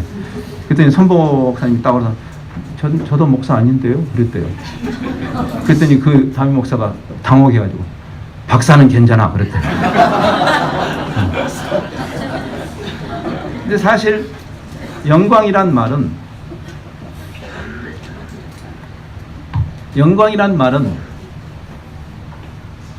그 사람이 어떤 사람인가라는 이해라는 뜻이에요. 이해라는 말에서 나왔어요. 이 녹사라는 이 영광이라는 그 헬라어 단어는 생각한다. 이 도케인에서 나와요. 도케인. 생각한다. 그럼 하나님의 영광이라는 것은 하나님이 어떤 분인가를 생각해봐라. 그럼 하나님 되심에 합당하게 예우하는 것을 영광 돌린다고 그래요. 하나님 되심. 하나님은 비행기 태울 수 없는 분이잖아요. 사실 우리말의 영광은 나는 이 정도인데 나를 이렇게 높이는 것을 영광이라고 생각하는 경향이에요. 근데 사실 인간들 사이에서는 그 말이 통할 수 있지만 하나님께는 안 통하는 거 아시죠? 하나님은 지존자신데 하나님은 어떻게 더 올려요? 그럼 하나님을 영화롭게 한다, 하나님께 영광 돌린다는 말은 하나님이 어떤 분인가를 생각하라는 거예요. 그분의 하나님 되심에 합당하게 예우하는 것을 영광이라고 하는 거예요. 근데 그 그리스도께 접붙임을 받은 교회의 영광이 뭘까? 우리끼리 서로 파벌을 짓고 바울이 그 고린도서에 썼던 것처럼 예수와 그리스도가 나뉘었느냐? 즉 교회가 그리스도의 몸으로서의 그 합당함의 모습을 드러낼 때 그게 영광이죠. 그게 영광. 다움이요. 다움. 교회 다움. 그리스도 다움. 성도 다움. 여러분이 진리 안에 거하면 여러분은 성도답죠. 여러분의 영광이요. 그게.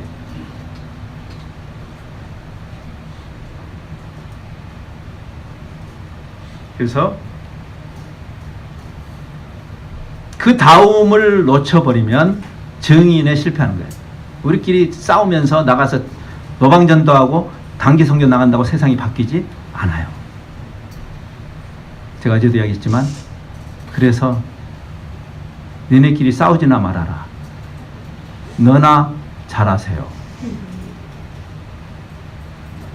지금 예수님의 기도는 본질적으로 우리가 죄로 인해서 우선적으로 하나님과의 관계가 끊어졌죠. 창세기에서 말하는 하나님과의 관계의 단절이고 그게 우선적인, 말하자면 본질적인 근원적인 단절이에요. 그게.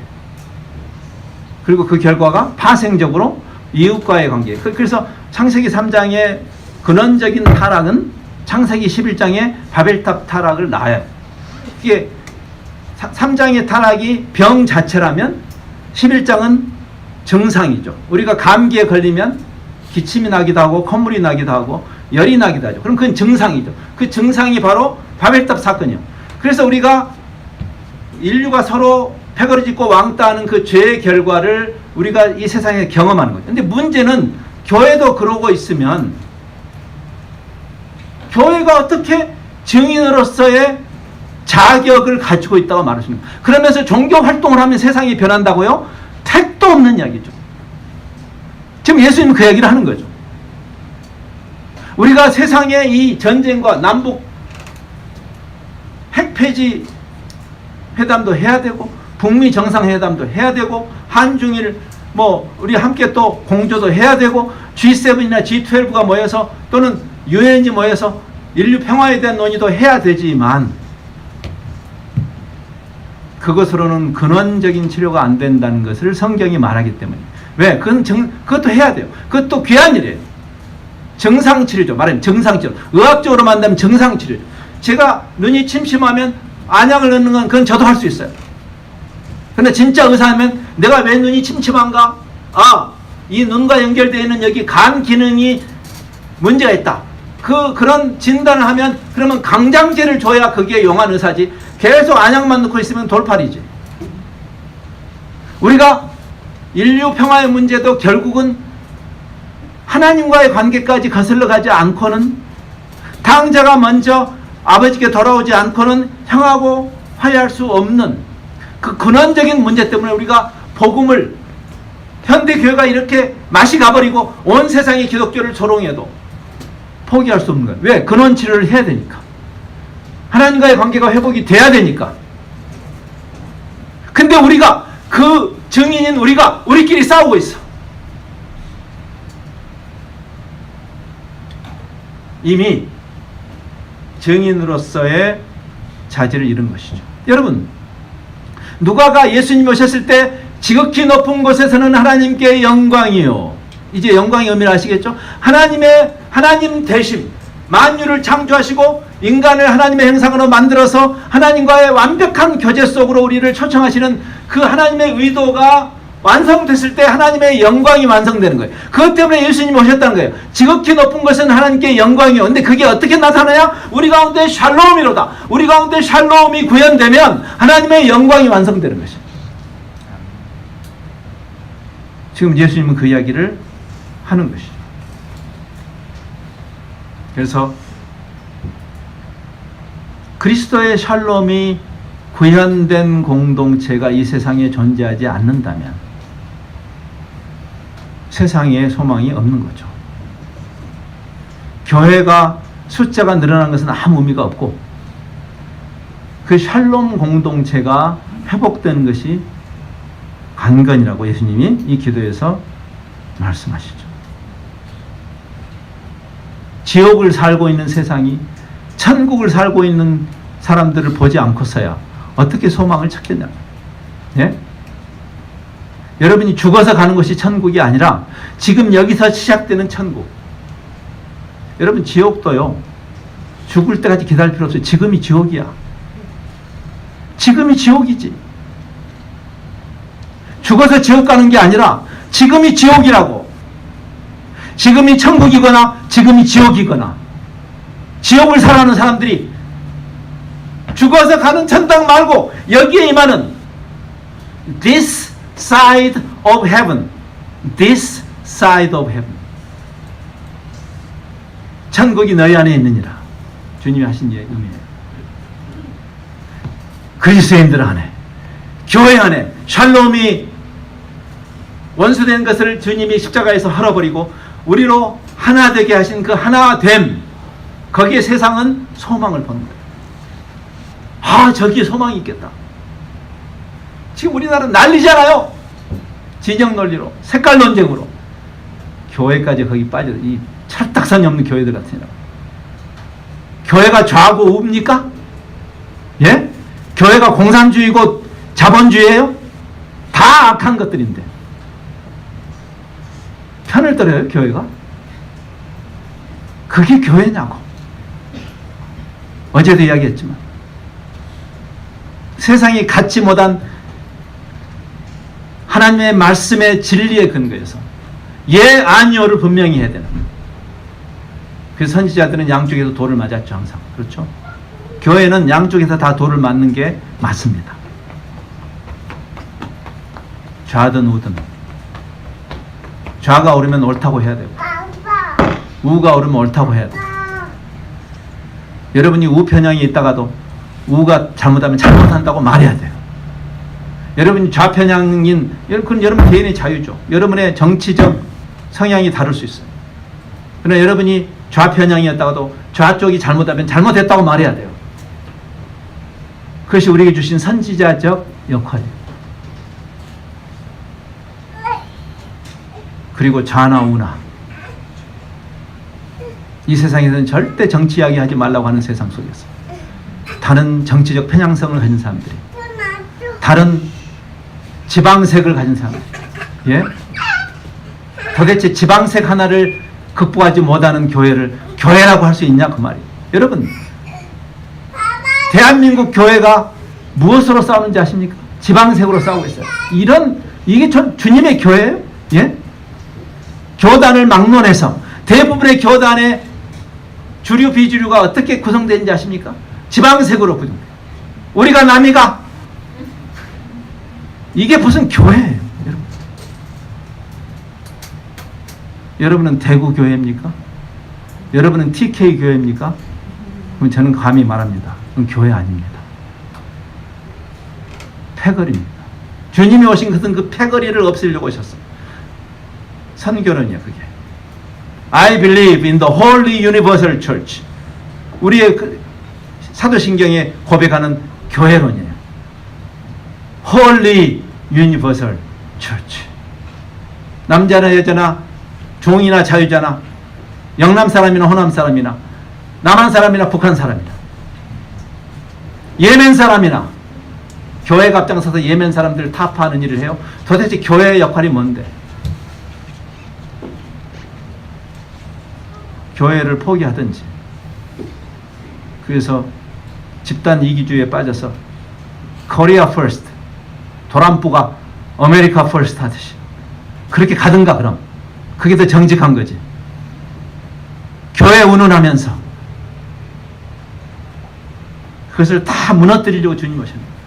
그 원수된 것을 십자가에서 자기 몸을 던져서 그 장막을 깨신 것인데, 그 하나됨을 향해서 우리가 가지 않는 공동체가 어떻게 공동체냐 그 말이에요.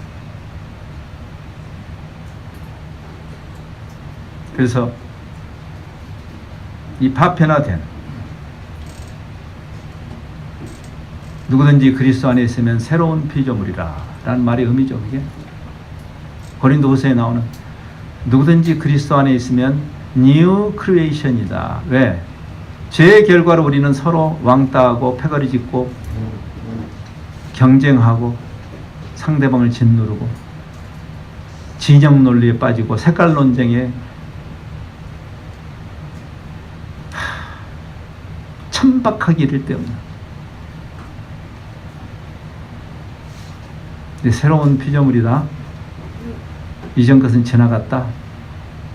여러분이 한 시민으로서, 대한민국 국민으로서 여러분의 정치적인 의견을 갖는 것은 당연히 가져야 하고, 그러나 그리스도 안에서 그리스도라는 공통 분모 때문에 우리가 하나가 될 수 있는가? 치열하게 정치적인 의견을 서로, 그래서 그 전에 우리 복음지 운동의 시조라고 할 수 있는 요한 웨슬리와 조지 휘트필드가, 웨슬리는 소위 말하는 그 감리교적 신학을 가졌던 사람이고, 휘트필드는 소위 말하는 장로교적 예정론적 신앙을 가졌던 사람인데, 둘 다 성경에 있죠. 근데 그들이 agree to disagree 하면서 동행했다는 거 아니에요. agree to disagree. 우리의 의견이 서로 다르다는 것을 동의했어요.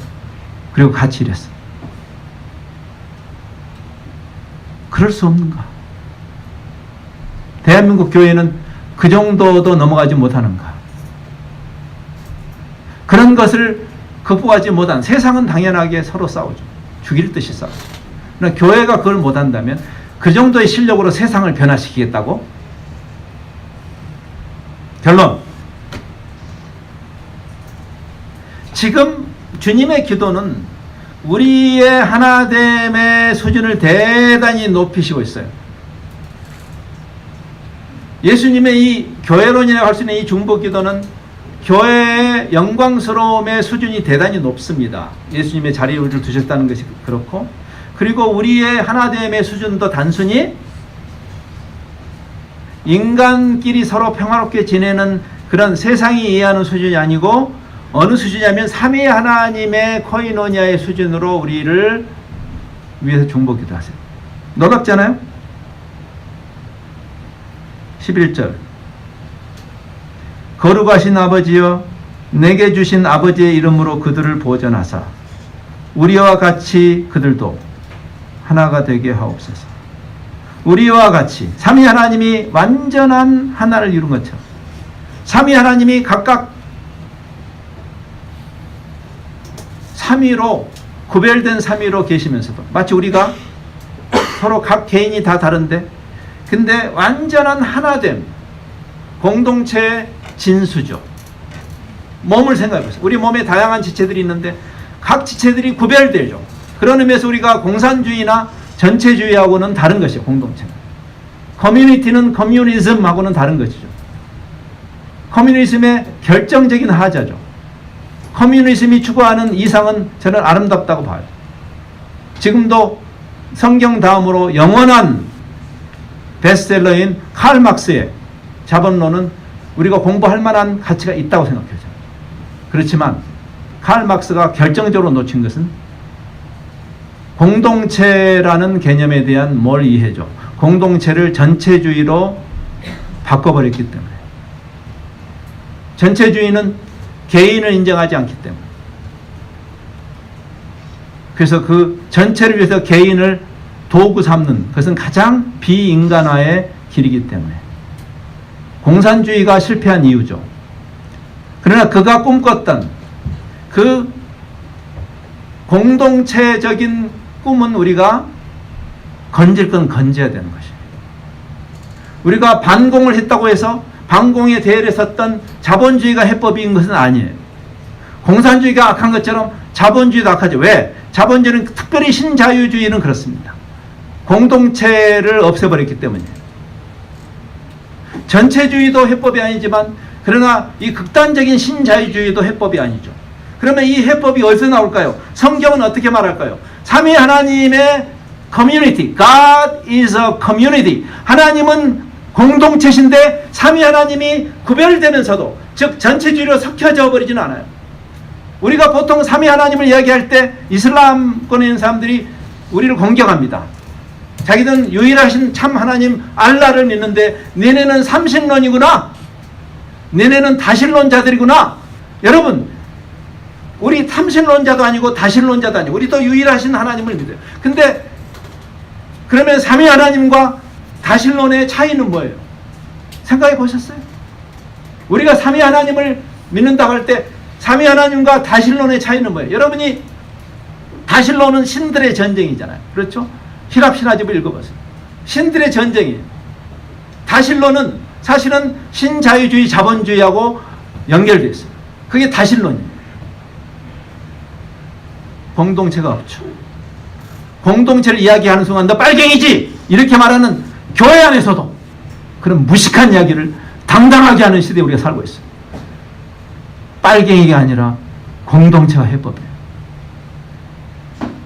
삼위 하나님의 그 차별하는 삼위 하나님이 사랑으로 하나의 공동체를 이루고 있는 것이 다른 것이에요. 즉 신들이 서로 1등하려고 서로를 짓밟고 신자유주의 자본주의 아닙니까? 그러한 다신론하고 구별되는 사랑으로 온전한 코이노냐, 그리스 말로 페리코레시스라는 단어를 써요. 페리코레시스. 삼위 하나님의 댄싱. 여러분 댄싱 하는 거 생각해보세요. 댄싱. 제가 작년에 우리 막내딸을 시집을 보냈어요. 근데 사위가 미국에 이민 2세여가지고 미국에 살아요. 그래서 근데 그 둘이 고민을 하더라고요. 주례를 누구를. 왜냐하면 서로 삶의 환경이 너무나 달랐기 때문에 두 사람을 잘 아는 분이 주례를 하면 좋겠다고. 그래 나도 한번 찾아보게. 근데 그건 결국 니네들이 찾아야지. 내가 니네들을 대신에 찾을 수는 없지 않냐. 이게 그 작은 그 스몰 웨딩을 했어요. 예.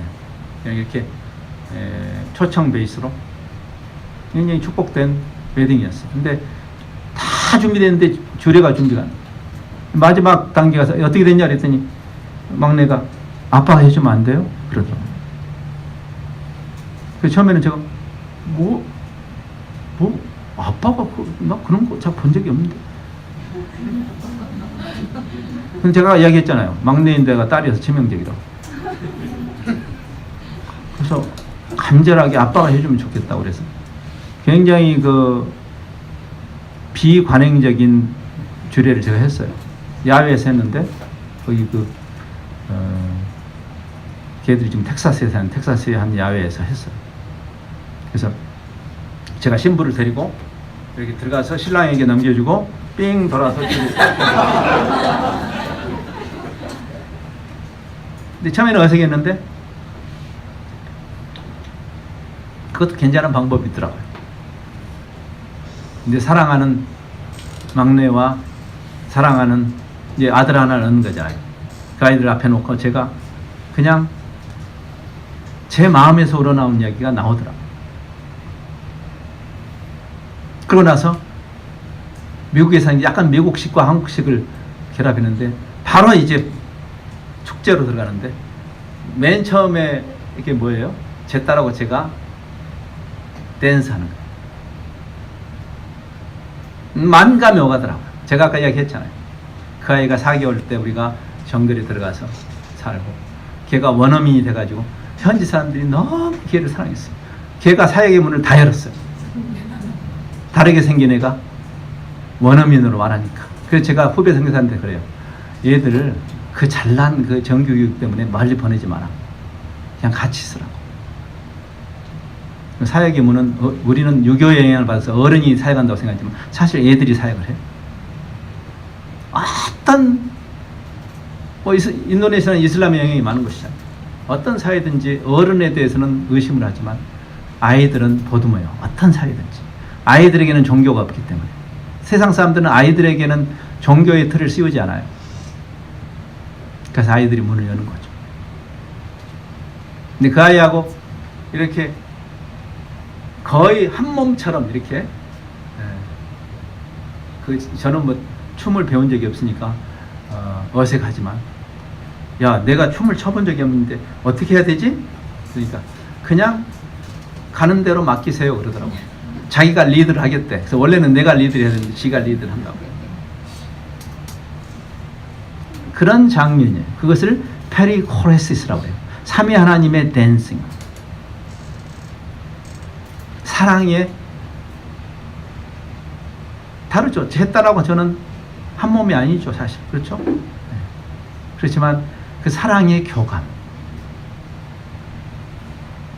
배우지 않아도 서로 함께 아우러지는 그 삼위 하나님의 수준의 하나됨으로 우리를 초청하셨다. 하이콜이죠. 하이콜. 우리를 부르신 하나님의 그 부르심이 엄청나게 높은 것이죠. 그래서 이제 결론으로 하죠. 이 한 신학자가 이제 우리가 전통적으로 여기서 뭐 신학 공부하신 분도 계시겠지만 전통적으로 우리의 삼위일체론은 상당히 난해했습니다. 그 이유는 보통 우리 현대 교회의 계보상으로 봤을 때 역사적으로 우리는 서방 교회의 트레디션을 많이 따라왔기 때문에 여러분 잘 아신 대로 천년 전에 동방교회, 서방교회가 나눠지죠. 사실 표면상으로는 신학적인 이유를 밖으로 내걸었죠. 보통 교회들이 나눠질 때는 명목상으로는 신학적인 이유를 내걸어요. 물론 신학적인 이유 때문에 갈라진 일도 있었어요. 역사적으로. 그러나 많은 경우는 아까 말한 것처럼 세력 다툼에서 갈라져 놓고 겉으로는 명분을 신학적인 이유라고 해요. 그 당시에 천년 전에 동서방 교회가 갈라진 것은 신학적인 이유는 아니었어요. 사실은 세력 다툼이었어요. 부끄러운 이야기죠. 그리고 우리는 지금도 우리는 서방 교회의 그 트레디션에 서 있기 때문에 동방 교회는 이단인 줄 알아요. 그렇지 않아요. 하나님의 교회를 그렇게 함부로 씹어서는 안 돼요. 동방 교회하고 서방 교회가 대화를 하지 않으면서 천년 동안 동방 교회에 있는 소중한 유산들을 우리가 누리지 못했어요. 동방교회도 마찬가지. 서방교회가 갖고 있는 소중한 유산을 동방교회가 누리지 못하고, 최근 와서 다시 이제 동서방교회가 교류를 하는 과정에서, 서방교회는 주로 헬라적 사고가 깊죠. 그렇죠. 헬라 철학적. 바울 서신처럼. 그래서 굉장히 논리적이긴 한데 가슴에 와닿지 않는. 논리적인 것이 나쁜 건 아니지만 논리만은 아니잖아요. 그래서 삼위일체론도 굉장히 논리적 형이상학적 해석을 했어요. 그래서 조직신학에서 삼위일체론을 배우고 나면 결론이 어떻게 되죠? 더 헷갈려. 그랬는데 동방교회에서 굉장히 놀라운 삼위일체 이해를 배우게 됐어요. 지금 제가 말한 이런 코이노니아, 엑스타시스, 페리코레시스 이런 단어들이 동방교회는 그리스어를 계속 유지했었기 때문에, 동방교회가 지금의 그리스로부터 동쪽을 말하죠. 여러분 그 동서방교회가 라틴어 베이스로 가 있는 서방교회와 처음에는 언어적으로 그리고 그 다음에 정치적으로 서로 세력이 나뉘면서, 지금 동방교회는 그래서 동방교회의 전통이 있는 모든 나라들이 기본적으로 그 글자들이 그릭 베이스, 그러니까 그릭을 배우면 그쪽 언어들을 그 글자를 쉽게 배웁니다. 제가 그쪽 뭐 코카서스나 발칸이나 또 이 러시아 이리까지 그 동방교회에는 그 교회들하고 저희 단체하고 교류하느라고 여러 나라를 방문하는 그런 기회를 가졌는데, 저는 비교적 쉽게 그 글자를 깨우치겠더라고요. 왜냐하면 저는 그릭을 공부했으니까. 그러니까 다 그릭 베이스로 그 키릴 언어, 그 옛날에 이 키릴 교부 키릴이 그쪽 러시아의 그 그릭을 조금 이렇게 손봐가지고 러시아 글자도 만들었죠. 뭐 거기 조지아나 뭐 아르메니아나 다 마찬가지. 근데 물론 다 철자가 다른데 그러나 베이스가 그릭인 거죠. 그러니까 그릭의 그 원래 초대교회 그 그릭에 담겨 있던 그 개념이 동방교회는 남아 있는 거예요. 서방교회는 재해석을 하는 과정에서 발전도 했지만 또 잃어버린 것들이 있는 거죠. 그 중에 하나가 삼위일체에 대한 깊은 이해예요. 삼위일체를 동방교회는 형이상학적으로 이해하지 않았고 관계적으로 이해했어요. 공동체적 삼위일체론. 굉장히 중요한 얘기예요. 제가 그걸 다 소개할 수 없고 이제 조금 이렇게 인용을 해볼게요. 한 동방교회 신학자가 삼위일체에 대해서 이렇게 이야기한 거 제가 읽어드리면 좀 도움이 될까 모르겠습니다. 이제 결론을 향해 가면서.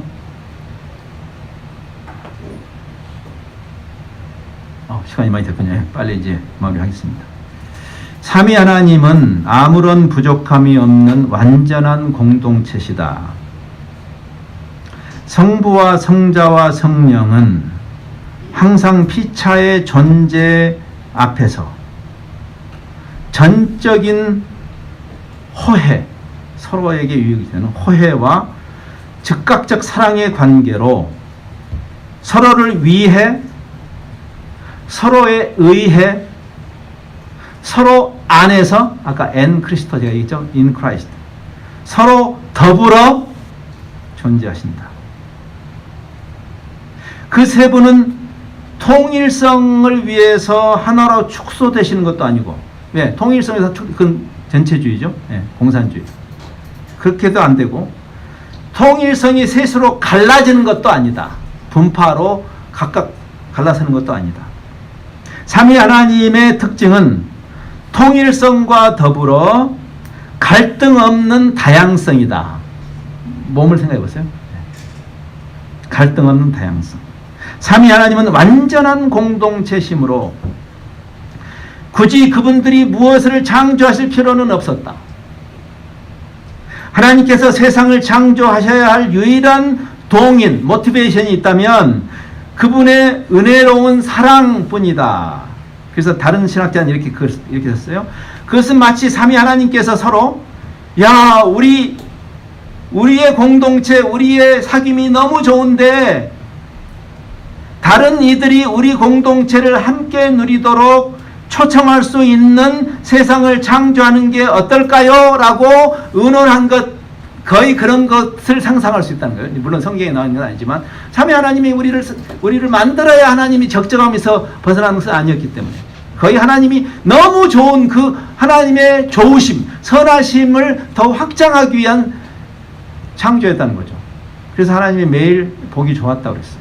타락전에. 자, 그래서 우리는 이 세상에서 피조물인 우리에게 자신을 계시하실 뿐 아니라 그분의 관계 중심적 삶, 즉 먼저 그분들과 그리고 다른 사람들과 우리가 하나님과의 관계, 탕자의 비유를 생각해 보세요. 그리고 형과의 관계, 이웃과의 관계, 거기에 참여하도록 우리를 끊임없이 초청하시는 삼위 하나님을 만난다. 교회론을 이해할 때 이걸 이해해야 됩니다. 하나님 및 사람과 친구 관계로 부르시는 의미심장한 초청이야말로 원초적 선교 원리다. 이게 선교가 쌈박질하면서 진행되는 게 이상한 것이에요. 사실은 십자군 운동이 대표적인 것이고 현대의 공격적인 선교에 대해서 우리는 깊은 성찰이 필요해요. 누가 그렇게 하라고 그랬어요? 하나님이 그렇게 초청하신 거예요? 땅 따먹기예요? 이게 바로 식민주의적 DNA예요. 잘못 가고 있는 것이에요. 아니에요. 그게 아니에요.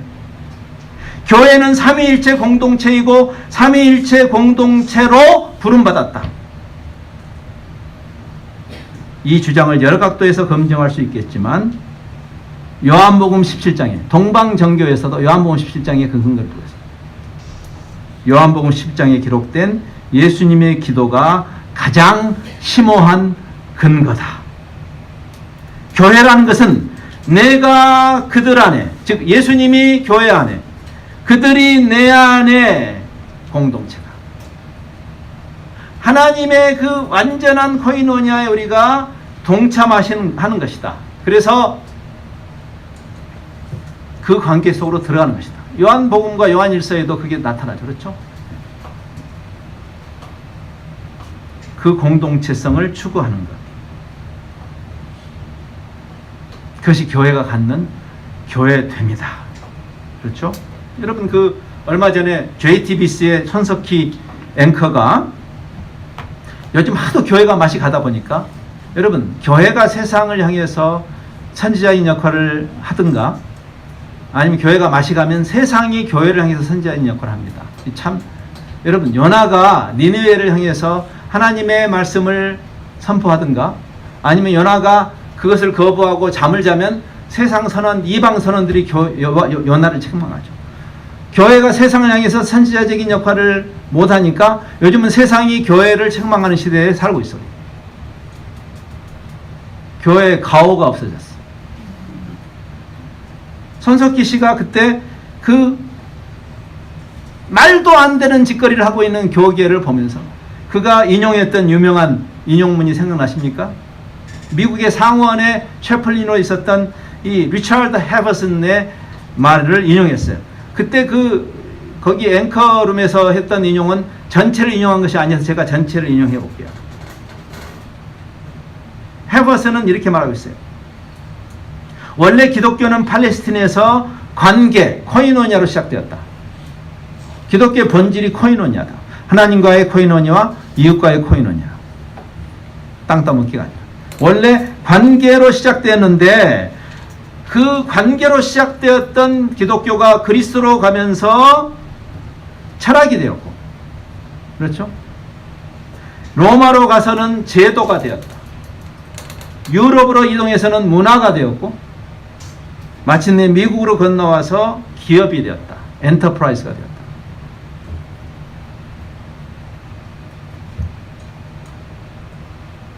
예배도 코이노니아에 관한 것인 것을 아시죠? 예배는 사실은 일방통행적인 것이 아니요 엄밀히 말하면 쌍방통행. 하나님과의 사랑의 교감이죠.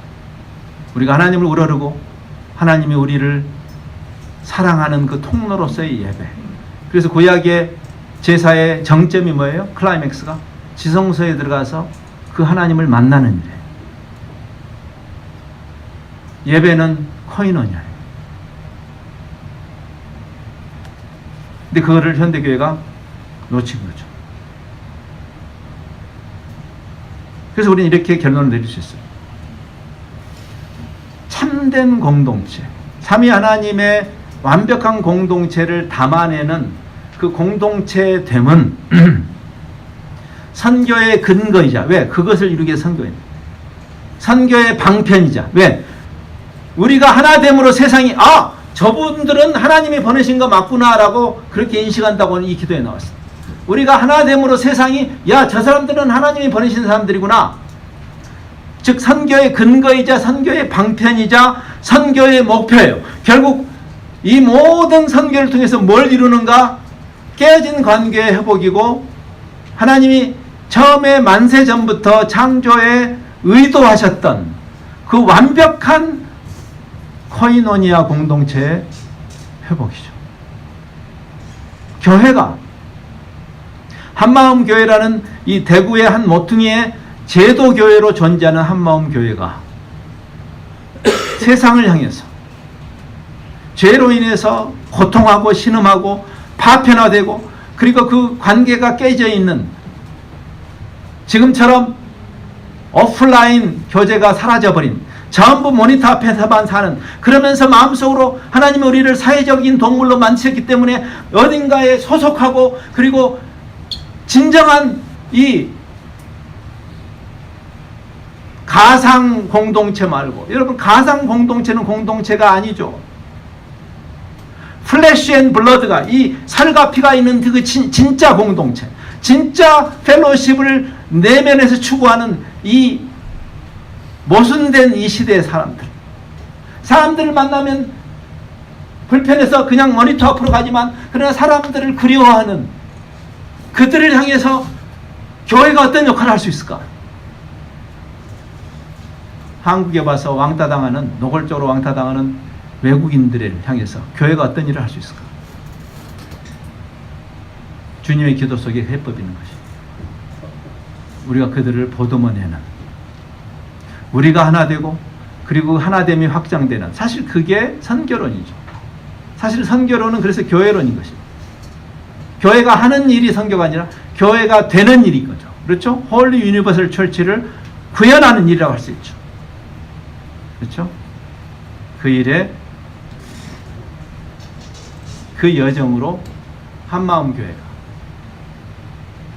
한마음이란 말을 포기하든가, 아니면 여러분이 한마음이라는 말을 쓸 거면, 그렇죠? 여기 주님께서 기도하시는 삼위 하나님의 그 놀라우신 은혜 안에서 지극히 높은 곳에서는 하나님께 영광이고, 한마음교회가 여기서 샬롬을 구현함으로 하나님의 그 영광이 구현되는 그런 높은 목표와 이상을 향해서 정진하시는 이 신앙 공동체 되기 바랍니다. 기도하겠습니다.